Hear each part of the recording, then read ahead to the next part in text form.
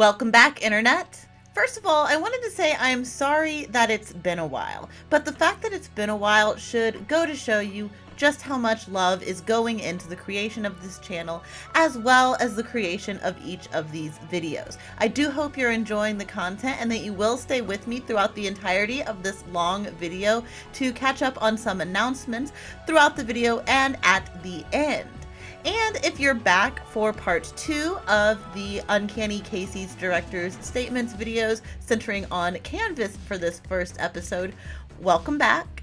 If you don't know what I'm talking about, part 1 is linked in the description of this video. Now, while you find your seats, please take a moment to silence your cell phones and hit subscribe and enjoy the show, Internet.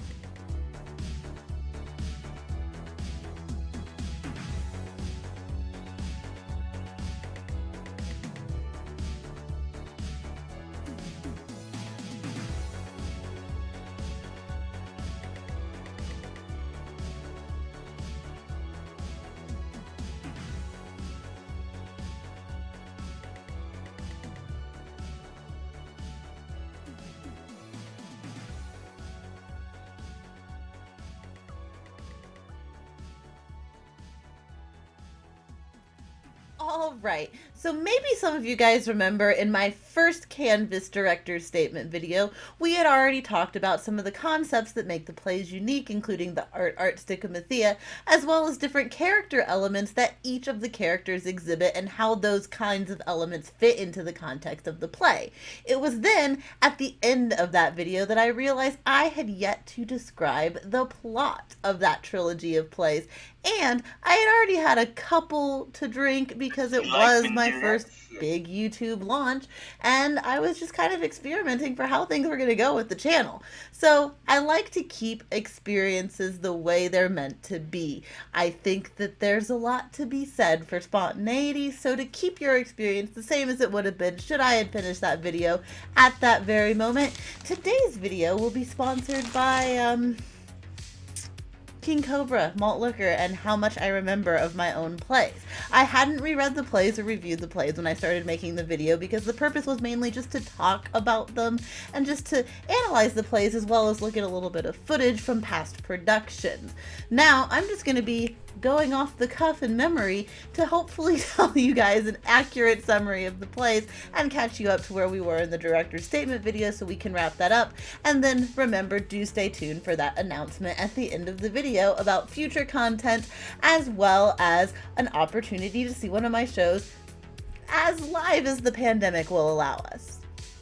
All right, let's start at the beginning. A good place to start. Ironically enough, that is one of the jokes in the show. So we have to start with the beginning of the trilogy, which is Gallery, a play that I wrote when I was a 17-year-old college sophomore. So I was not as developed as a storyteller as I am now, and some of the plot elements may seem a little bit heavy-handed and may have the beautiful patented stamp of a young writer finding her way.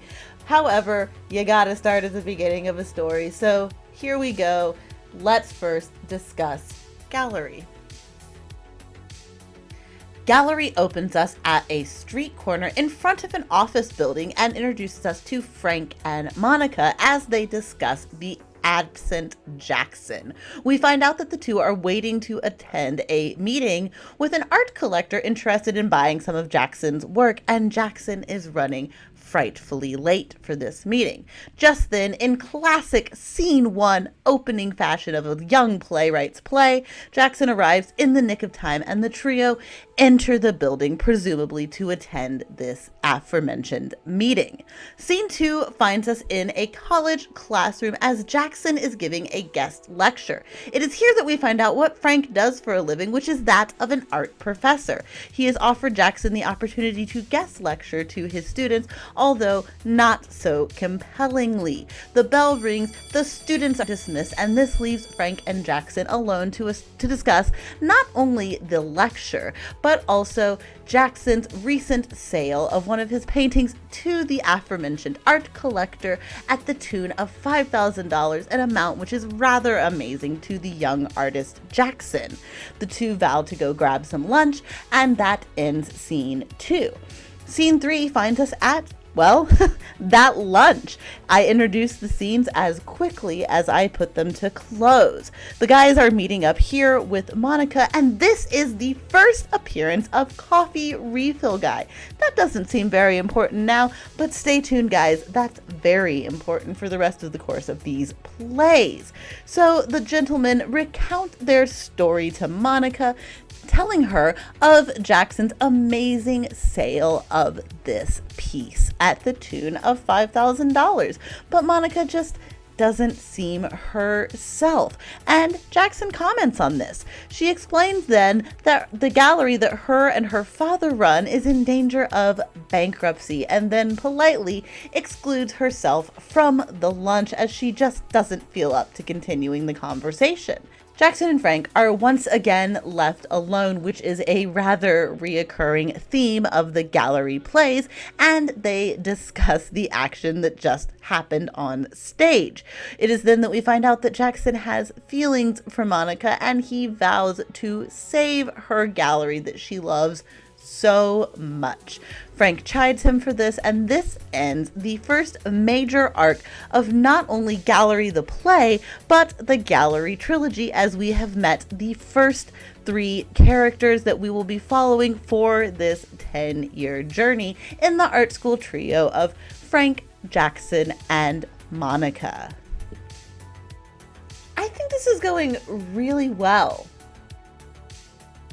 Scene 4 is the last of our scenes where we're introduced to a new character in Gallery. Scene 4 opens in Frank's apartment with Frank on the phone with his brother, Martin. Just then, Jackson enters and makes his opinions about Martin rather known with a tete-a-tete of his own, and he takes the phone from Frank, arguing with Martin, but it is then that we find out Martin is actually asking Frank to stay with him over the weekend as he is having some renovations done on his own home. Jackson makes his thoughts known about this and bids Frank farewell, as if Martin is going to be around, Jackson will not be. Frank implores Jackson to not leave him alone with his brother, whom he doesn't get along with very well, the whole weekend, and offers to buy him lunch the next day, to which Jackson refuses. Again, he really doesn't like Martin. Frank comes up with the brilliant plan to get Jackson to agree to this lunch by offering to invite Monica as well, now that this is an opportunity to woo the object of his desires. Jackson can get over his opinions on Martin, and he agrees to attend the lunch the next day. Scene 5 brings us back to the diner, this time with Jackson, Frank, and Martin, and the tension can definitely be felt between Jackson and Martin as they argue about waiting for Monica. When Monica does finally arrive, Jackson notices the visual once over that Martin gives to her, and this makes him rather uncomfortable as the two frankly seem to be hitting it off. Jackson angrily excuses himself from the lunch and leaves, and this causes Monica to question Frank about Jackson's bizarre behavior. Being ever the good friend that Frank is, he tries to hide his friend's feelings for Monica by just simply brushing this off as, that's just Jackson. All right, so sponsorship change. We are out of Cobra, so we have moved on to Natural Ice Natter Days for when you want to drink a natty ice, but just in a cute can. So scene 6 finds us back at Frank's apartment as Frank and Martin have come home from the diner. Frank is catching up on his art reading the art section of the local newspaper, and Martin is pacing about trying to get Frank to engage in a conversation of how they're gonna get him the girl. Frank, of course, the good friend, initially refuses to help Martin in this quest to impress Monica until Martin snatches up the art section of the paper and hatches a plan. He sees an article stating that Jackson has recently sold this painting for $5,000 to the wealthy socialite art collector George Steinman. And it's then that his not so great plan hatches, but forgive me, I was 17 and I was writing my first plot. Martin suggests that they pocket some paintings and resell them to collectors as representatives of Jackson. Wouldn't it be easy for Frank to just get a key to Jackson's studio and take some paintings he won't miss? That way, the guys can get the money to save Monica's gallery, Martin can look like a hero, and he's gonna get the girl. So you might be wondering why Frank would agree to such a plan at all. Well, initially he doesn't, but don't worry, I thought of a way for him to go along with it. Martin tells Frank that if he does not help him get the girl, he's going to reveal Frank's feelings for Jackson. And it is then that Frank realizes he is being blackmailed to help his brother, and he has no choice lest his feelings are revealed to his long-term best friend, but not on his own terms.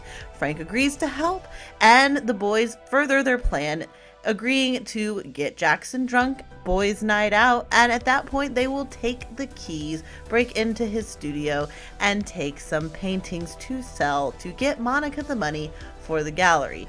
Remember, I told you guys to forgive me, I was 17, alright? And obviously the plan was successful, as the next scene opens with Martin and Frank dragging a rather inebriated Jackson back home to his apartment.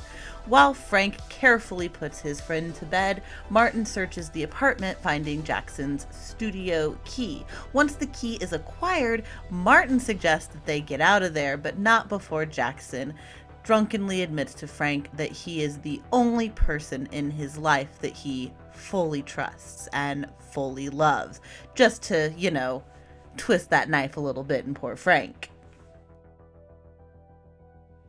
Alright guys, pause. 1, costume change for comfort, and 2, check it out.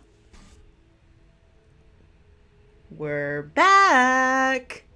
So, scene 7 or 8, where are we? It doesn't matter. We're going back to the diner. Scene 7, that's right, it was scene 7, brings us back to the diner, this time just with Frank and Monica. They're having an earlier brunch, this time without Jackson. Monica is babbling on about various annoyances that she and Frank share about Jackson, while Frank looks forlornly out the window until Monica calls him out, asking, "Frank, what's wrong?" Frank finally decides that now is the time to come clean about some of his feelings to his good friend Monica, and maybe expel some of the guilt that is clearly weighing upon him from the previous night's interactions. Frank begins to try to tell Monica his issue, and she cuts him off by saying, "Frank, you're gay." Frank is shocked that not only Monica knows, but according to her, everybody knows, including Coffee Guy. But he proceeds to explain that this is not the full extent of the issue. He has feelings for someone, and that someone is Jackson. Monica, of course, implores her friend that she must tell Jackson of his feelings in his own way, and Frank says, "Well, gosh, Monica, did you think of that all by yourself?" And just then their conversation is cut short when Martin enters the diner wielding the check obtained from the recent sales of Jackson's latest paintings that we, the audience, know Frank and Martin have stolen. Monica, of course, at first does not accept this check from a near stranger, even though it's her friend's brother, but after some pressuring, persuading, she agrees to not only the check, but dinner that night. Things are pretty spicy, and these plays are only an hour.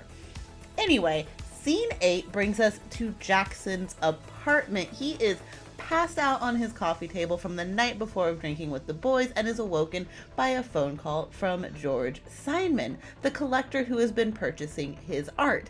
George is calling him to thank him for the sale from his representatives of these new paintings that he just loves. Jackson, confused, takes the compliment and ends the conversation with George, and Frank enters the apartment, giving him a cheerful good morning. As we all know, it's the middle of the afternoon. As Jackson fumbles for his shirt and fumbles to get himself together in this afternoon, he starts to question Frank. First of all, why are his paintings sold to George without his knowledge? Frank is telling him, I'm going to explain it. You just gotta hold on. Calm down. And Jackson is not really hearing this at this point. Bear in mind, he's shocked. He just woke up and he's got a wicked hangover.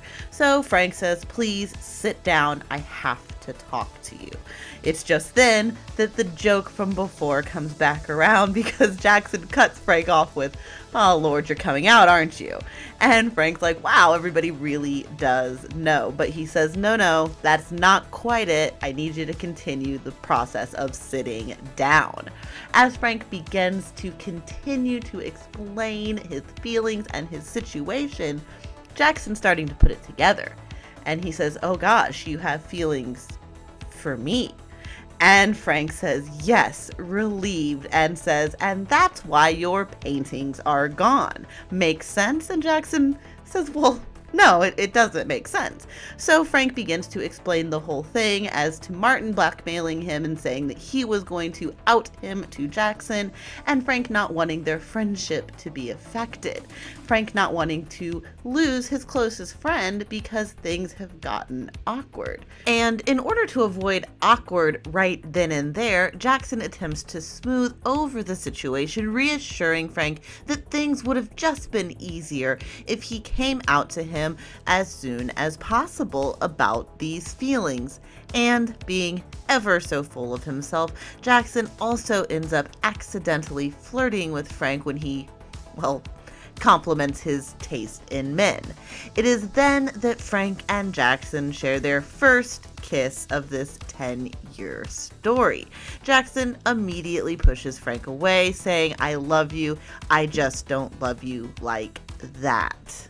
It's just a very human moment and a very nice moment between these two friends that, of course, towards the end of an hour-long show is going to be ruined by Monica entering with her evening date, Martin, to tell the guys about the fact that the gallery is going to be okay. She wanted to stop by and tell her good friend Jackson about Martin's kindness before they go out to dinner. Imagine that's a little bit of the salt in the wound. Not only did your best friend steal your paintings, now your best friend's brother stole your girl. And with that, Jackson decks Martin. A little bit of stage combat for you guys. It's a moment. And alright, in Monica's defense, she doesn't know about this whole debacle with the stolen paintings, where the money came from, or any of that. So her reaction to Jackson just decking her date is not favorable.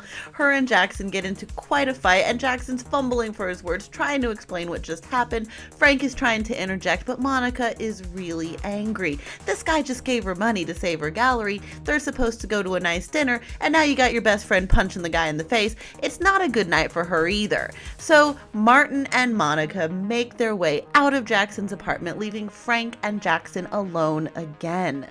Jackson is distraught. He's very upset. He just threw a punch. We get the idea that he doesn't do this often. I mean, he's an artist, not a boxer. And Frank is there trying to comfort his friend, trying to say that he is sorry. And that's kind of the straw that broke the camel's back, is seeing Monica walk out with this guy that he hates. And he says, no, Frank, there's nothing you can do to explain this one to me. I think we're done. I think it's beyond awkward. I need my space. I need time off from this friendship, from this group of friends. Everything that I care about is in shambles because you were trying to cover your ass. Guys, this show has the staple of a young writer. It was my first show. I wanted everything. I wanted a romance. I wanted to loudly talk about my feelings about art. And I wanted a coming out story as well as some stage combat. And I wanted to do it all in an hour because I wanted to do it at Fringe. All right, we are in the home stretch, you guys, with Scene 9. Scene 9 brings us back to Frank's apartment. Frank is reading a book and Martin enters hastily from one of the bedrooms, tosses on his jacket, and is getting ready to leave for a night out. Bear in mind, this is not the side of town that Martin lives on. He's staying with Frank for the weekend for construction at his own home. So Frank stops him and says, whoa, hold up. Where are you going? And Martin explains that he would rather be anywhere but in this apartment with Frank. And Frank goes, you know, I find that kind of interesting since my whole life and my whole friend structure is messed up because of your weekend here. How can you say that to me? And that stops Martin in his tracks, who turns around angrily and says, Frank, I just want to be your brother. And Frank does not really know what Martin means by this, and Martin starts going back in time in Frank's eyes to talk about his college graduation. And Frank says, what does this have to do with anything? What does this have to do about anything that you have done to me and my friends? And Martin proceeds to explain, I don't like Jackson, and here is why. Do you remember at your graduation where our dad came up to you and I was with him and we wanted you to come home with us, Frank? We wanted you to come home with us because I had planned this great surprise party for you, and do you remember what you did to me? And it's just then that it dawns on Frank, I left with Jackson. And Martin says, that's right, you did. That's what you always did. When you are given the choice, you're going to leave with Jackson. I have been replaced, and I have felt this way for a very long time. You have a best friend and you have a brother, and you don't need me. And it's just then that Frank is left with his thoughts because Martin slams the door and heads out for his evening, leaving Frank alone to contemplate not only his relationship with his brother, but his perhaps toxic relationship with Jackson. I just wanted to provide a progress report. So this is my new one. Bear in mind there was one before this. Bear in mind there was the Natty Ice sponsorship that was short-lived. You know, I don't want you to think we're fickle on the channel, but you know, I'm giving you what you wanted. Okay. So our final scene opens with Jackson once again face down on his coffee table. This time he's just depressed. He's not, you know, drunk or hungover. And he is listening to one of my best audio jokes that I've ever written. A mixtape that consists exclusively of Puddle of Mud's She Fucking Hates Me. It's in the stage direction, so let it be known, if you do a production of Gallery, you need Puddle of Mud on tap. So it is then that we hear a knocking at Jackson's door, and of course it's Frank there to once again try to apologize to his friend and try to reason with his friend as to why he's done this horrible thing that's really just disrupted the whole friend circle. Jackson makes a cute joke of, oh, come on, Frank, what are you gonna do? Break down my door? And that's when you get your second awesome sound cue joke, because there's a thud and Frank is suddenly in the room, so he's done just that. Frank and Jackson begin to start hashing things out when Monica returns because she forgot her purse. So Monica is with Martin, and it's just then that Jackson finds his backbone as well as his words to stop her and say, Monica, wait. The money that you have in your purse to save your gallery was gotten from my paintings. It's my money, but I want you to have it. Monica's still a little confused, and this requires some explanation from both Frank and Jackson to catch her up, but once she is caught up, she realizes that the guy she's about to go to dinner with is not the great guy, and maybe the one that decked her date is. So Jackson shoves Martin out of the apartment once Monica is caught up to speed, and this, for the first time since the beginning of the show, leaves the art school trio alone together. Monica hesitantly approaches Jackson to not only apologize, but try to return the check, and Jackson says, no, I meant it. I want you to have it. I don't care how the money was acquired. It's just paintings. I'll make more. I care about you. And surely I'm a better match for you than, you know, Martin. And Frank kind of watches on as his two friends share their first kiss, and the play ends. Hey, Internet. So it's time for a little confession and emergency apology. Obviously, I'm wearing different clothes. My hair and makeup might be a little bit different, and I'm drinking something different than last you left me in this video. Some time has passed. I actually had to record this video in 2 sections and in 2 sessions. for no other excuse than 2020 and life happens, am I right? So this video is just taking a little bit longer than I anticipated because I want to make it really great and I want to make it entertaining for you guys, as well as fully encapsulate the work that we're talking about. So, you know, time has passed. I promise you I will include some sort of drink count or some sort of honesty tracker on this video at the end. And also, obviously, if you follow me on any of my other social media platforms, I have already shown you guys that announcement I was talking about at the beginning with catching one of my shows live, which was Tortillo with the Virtual Theater Lab that premiered last week. If you saw it, it was brilliant, it was hilarious. I'm planning on uploading it here onto the channel when I get that footage, so if you haven't seen it yet, you'll hopefully be able to see that.